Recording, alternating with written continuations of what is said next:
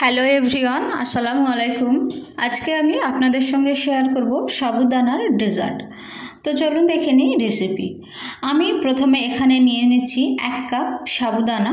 আর সাবুদানাটা আমি 1 কাপ পরিমাণ জল দিয়েছি, দিয়ে এটা ভালোভাবে ধুয়ে নিচ্ছি।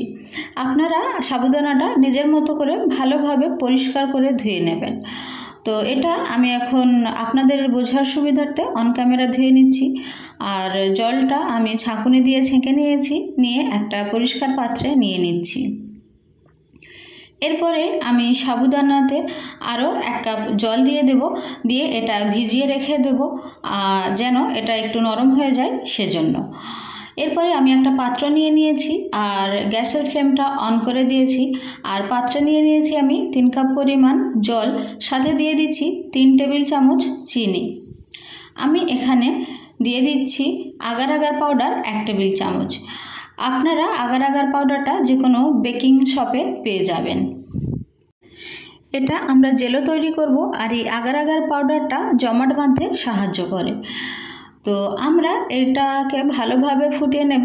আর এই জলটা যখন ভালোভাবে ফুটে উঠবে এটা তখন আমরা গ্যাসের ফ্লেমটা অফ করে দেব, দিয়ে আমরা 3টে আলাদা আলাদা পাত্রে জলটা নিয়ে নিচ্ছি। আমি 3টে আলাদা আলাদা পাত্রে এগুলো নিয়ে নেব এবং প্রত্যেকটাতে আলাদা আলাদা ফুড কালার মিশিয়ে দেব, দিয়ে আমরা আলাদা আলাদা কালারের জেলো তৈরি করব। তো দেখা পাচ্ছেন আমি এখানে 3টে আলাদা পাত্রে সেম পরিমাণে জল নিয়ে নিয়েছি। আর আমি এখানে এখন ফুড কালার মিশিয়ে দিচ্ছি। আমি একটাতে দিয়েছি অরেঞ্জ, একটাতে দিয়েছি গ্রিন এবং একটাতে দেব আমি রেড বা ওয়াইন কালার টাইপসের এটা। তো 3টে আলাদা পাত্রে আমি 3 রকম কালার মিশিয়ে দিয়েছি, দিয়ে ওটা আমি জমাট বাঁধতে বসিয়ে দিয়েছি। তো এখন আমি নিয়ে নিচ্ছি আলাদা একটা পাত্র, আর সেটাতে আমি জল নিয়ে নিয়েছি। আর এখন আমি সাবুদানাগুলো জলটা ফুটে উঠলে দিয়ে দেব, দিয়ে আমি সাবুদানাটা ভালোভাবে সিদ্ধ করে নেব। তো আমি এটা 10 মিনিটের মতোই সিদ্ধ করে নেব। আর আপনারা যখন সিদ্ধ করবেন তখন বুঝতে পারবেন এটা খুব তাড়াতাড়ি জমাট বেঁধে যায়, সেহেতু এটা খুব ঘন ঘন নাড়তে হবে। আপনারা এটা বারবার নাড়তে থাকবেন, তাহলে এটা জমাট বাঁধবে না, না হলে এটা খুব তাড়াতাড়ি জমাট বেঁধে যাবে এবং পাত্রের গায়ে খুব সহজেই বসে যাবে। তো দেখা যাচ্ছে আমি এটা খুব স্মুথলি নাড়ছি। আমি এটা প্রায় সারাক্ষণই একটু করে নাড়তে হবে, না হলে খুব তাড়াতাড়ি এটাতে জমাট বেঁধে যাবে। আর এটা যতক্ষণ না স্বচ্ছ হয়, মানে 10 মিনিটে এটা একদম স্বচ্ছ হয়ে আসবে, ততক্ষণ পর্যন্ত এভাবে নাড়তে থাকবো। তো যখন 10 মিনিট হয়ে যাবে তখন আমরা এর ওভেনটা অফ করে দেব। আর এটা আমরা একটা ছাঁকুনির সাহায্যে ছেঁকে নেব। তো এখন এটা আমরা তুলে নিচ্ছি আর একটা ছাঁকুনির ওপরে এইভাবে ঢালছি। দেখা পাচ্ছেন যে এক্সট্রা জলটা সেটা পাত্রে জমা হয়ে যাচ্ছে, আর ছাঁকুনিতে আমাদের যেটা প্রয়োজন সাবুদানাটা সেটা থেকে যাবে, আর এটা একদম ট্রান্সপারেন্ট হয়ে যাবে। তো আমি ঠান্ডা জলের সাহায্যে এটা একটু ভালোভাবে পরিষ্কার করে নিচ্ছি।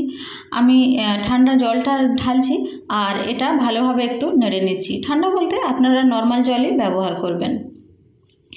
আর এইভাবে নেড়ে নিলে একদম এটা খুব স্বচ্ছ ট্রান্সপারেন্ট একদম বের হয়ে আসবে সাবুদানাটা। তো এবার আমি এই জলটা ফেলে দেব, এই জলটা আমাদের কোনো কাজে লাগবে না। এখন আমি একটা পাত্রে নিয়ে নিচ্ছি দুধ।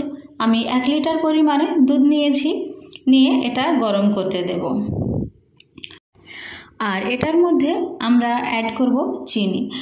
আমি দুধটা একটু যখন গরম হয়ে আসবে সেটার মধ্যে দিয়ে দেব 2 টেবিল চামচ চিনি। আপনারা যদি মিষ্টি একটু বেশি পছন্দ করেন সেক্ষেত্রে চিনির পরিমাণটা একটু বাড়িয়ে দেবেন। তো চিনিটা দেওয়ার পরে আমি একবার ভালোভাবে নেড়ে নিচ্ছি, যেন চিনিটা দুধের সঙ্গে খুব ভালোভাবে একদম গলে যায় তাই। তো এটা আমরা ওই 5-6 মিনিটের মতোই বয়েল করে নেব। তো 5-6 মিনিট যখন আমরা বয়েল করব, দেখা পাচ্ছেন এটা ফুটে ফুটে উঠবে। এটার মাঝে মাঝে আমরা একটু করে নেড়ে দেব, যেন এটা বেশি উতলিয়ে না যায়। আর 5-6 মিনিট পরে আমি ওভেনটা অফ করে দিলাম, আর দুধটা আমরা একটু ঠান্ডা হওয়ার জন্য রেখে দেব। এরপরে আমরা যে জেলো বসাতে দিয়েছিলাম সেটা বসে গিয়েছে এতক্ষণে, এটা খুব সহজেই বসে যায়। সেটা আমরা নিয়ে নেব এবং আমি একটা চাকুর সাহায্যে এটা টুকরো টুকরো করে কেটে নেব। আমি এগুলো কিউব আকারে কেটে নিচ্ছি। আমি একটু ছোট ছোট করে এগুলো কেটে নিচ্ছি, আপনারা একটু ছোট ছোট করেই কাটবেন, তাহলে ওই ডেজার্টের মধ্যে ভালোভাবে এটা খাপ খাওয়াতে পারবে। আমি এখানে 3 রকম কালারের জেলো করেছি, আপনারা চাইলে এর চেয়ে কম বা বেশিও করতে পারেন। খুব বেশি কালার হলে দেখতে ভালো লাগবে না, তাই আপনারা 2 বা 3 রকম কালারেরই করবেন।